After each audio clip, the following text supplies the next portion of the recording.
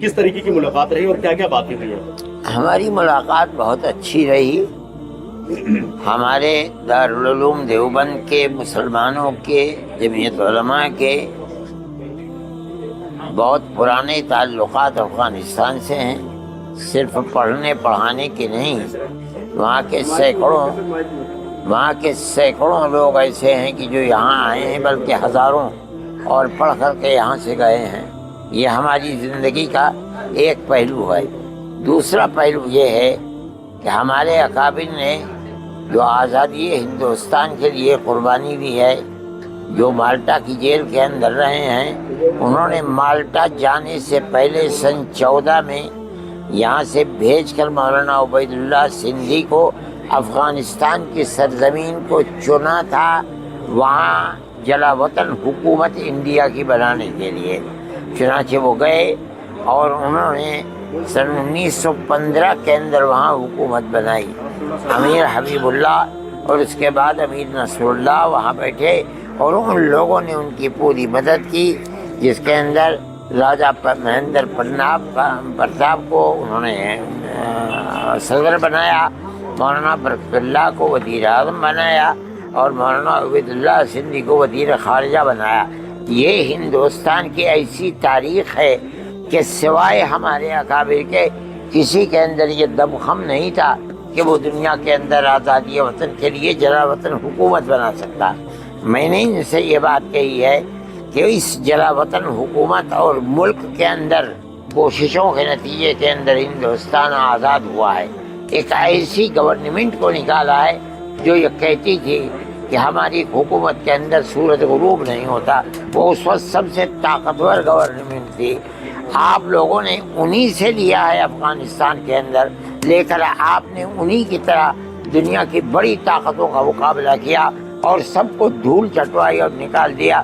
میں یہ سمجھتا ہوں کہ آپ کو یہ سبق ہمارے اکابر سے ملا ہے. انہوں نے اس کا انکار نہیں کیا، انہوں نے میری اس بات کو قبول کیا. میں یہ سمجھتا ہوں کہ ان کا ہندوستان میں آنا اور دارالعلوم دیوبند میں خاص طریقے پر آنا، اپنی مرضی کے اوپر آنا، کہ اس چیز کی دلیل ہے کہ وہ ہماری اس تاریخ کو سمجھتے اور جانتے ہیں اور یہ سمجھتے ہیں کہ ہم نے جو کچھ کیا ہے اس کا ثمرہ، اس کا پھل ہمیں دارالعلوم دیوبند ہی سے ملا ہے اور اسی کے لیے ہم کوشش کر رہے ہیں. آج وہ آئے ہیں، ہم خوشی کے ساتھ ان کو قبول کرتے ہیں. ہم نے ان کو اہلاً و سہلاً کہا اور ہم نے یہ کہا کہ ہماری محبت کا یہ پیغام آپ امیر المومنین کو جا کر کے دیں. آج بھی ہمارے دل کے اندر وہ جو جذبہ تھا کہ ہماری آزادی وطن کے لیے آپ کی زمین ہماری زمین بنی تھی، وہ جذبہ آج بھی ہمارے دل کے اندر ہے. ہم اس کی قدر کرتے ہیں.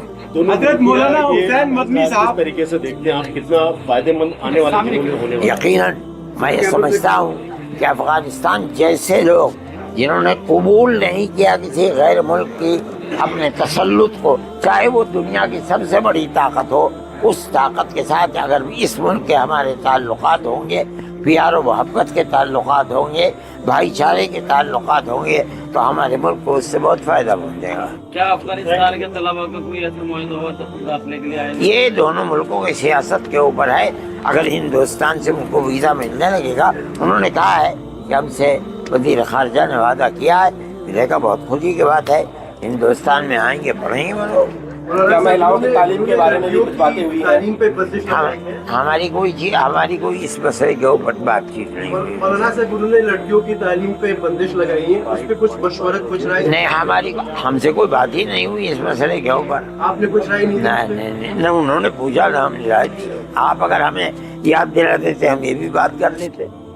اور مولانا صاحب دیوبند جو ہندوستان کا ہے اور پاکستان کے دیوبند میں کچھ فرق ہے کیا؟ کوئی فرق نہیں، دیوبند میں نہیں.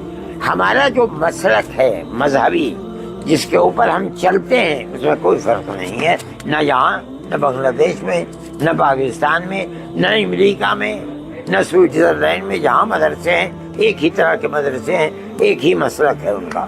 باقی صاحب کل دلی میں ایک پریس وارتا ہوئی تھی، اس میں کیول پرشوں کو بلایا گیا افغانستان کے جو میں نہیں جانتا ہوں. آپ ہم آپ سے یہ جاننا چاہ رہے ہیں کہ آپ سے ملاقات ہوئی ہے، مہیلاؤں کے اوپر جو افغانستان کا وچار ہے اس پہ آپ کتنا سہمت؟ میں یہ سمجھتا ہوں کہ یہ غلط ہے. مجھ سے آج لوگوں نے بتایا کہ یہ غلط ہے. یہ ایک اتفاق کی بات ہے کہ اس میں مرد تھے عورتیں نہیں تھے. انہوں نے منع نہیں کیا تھا عورتوں کے آنے سے. یہ غلط ہے, یہ پروپیگنڈا ہے.